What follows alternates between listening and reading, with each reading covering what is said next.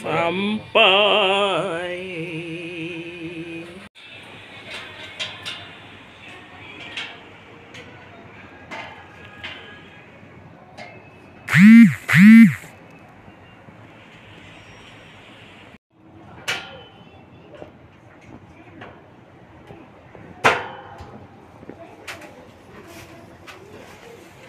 Dah siap, jomlah kita mula mengemas. Ni jadi kejadian di korang. Dah cantik rak kan. Okey lah, daripada yang ni tak kemas lagi sebab baju ni langsir baju nak basuh. Okey lah, daripada hari tu. Yang ni Lin ingat ni nak jual lah korang. Nak jual. Kalau korang nak, bagi tahu. Ni nak jual. Lepas tu ni budak punya tu kan, buai tu. Ni skuter ingat nak jual. Badminton pun ada.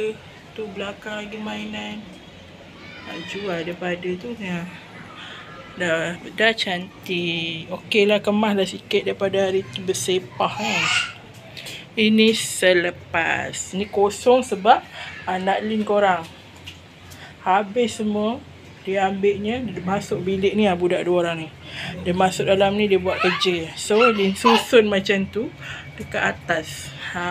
Ini pun ada jegi cawan kaca. Sorry lah korang, lampu atas ni rosak pula.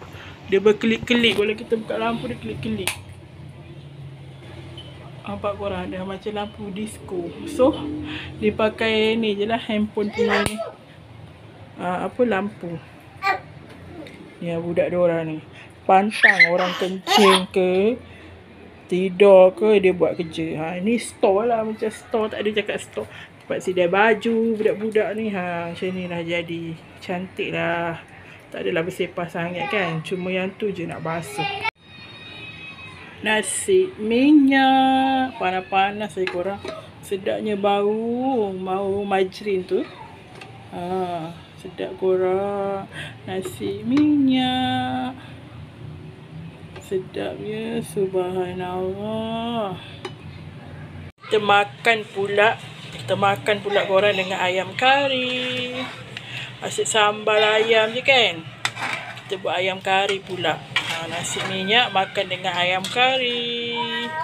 Ini je lah menu kita. Bismillah. Acar timun. Hari ni dia buat acar timun korang.